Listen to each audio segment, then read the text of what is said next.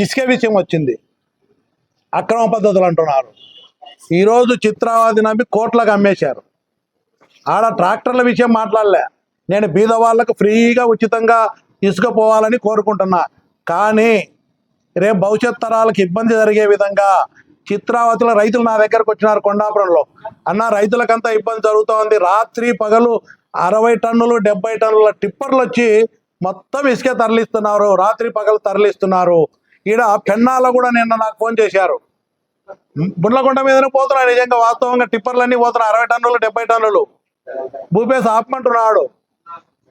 ఈరోజు చంద్రబాబు నాయుడుకి చెప్తున్నా, మీ ప్రభుత్వం ఈ అక్రమంగా పోయే టిప్పర్లను ఆపడం, మీరు చర్యలు తీసుకోకపోతే ఈరోజు జిల్లా యంత్రాంగం ఉంది, ఎస్పీ గారు ఉన్నారు, కలెక్టర్ ఉన్నారు, సంబంధిత అధికారులు ఉన్నారు, రాత్రి పగలు దోపిడీ చేస్తూ ఉన్నారు. దానివల్ల ఈరోజు రైతాంగానికి, దాని పక్కన రైతాంగానికి అంతా కూడా ఇబ్బంది కలిగే పరిస్థితి. అక్రమంగా ఇసుక హైదరాబాద్ బెంగళూరుకు తరలిస్తున్నారు, ఇతర జిల్లాలకు తరలిస్తున్నారు, అక్రమంగా ఇసుక తరలిస్తున్నారు. అయ్యా, ఎవడో వచ్చి బినామీగా కోట్ల రూపాయలు ఎందుకు ఇస్తాడు నెలకు?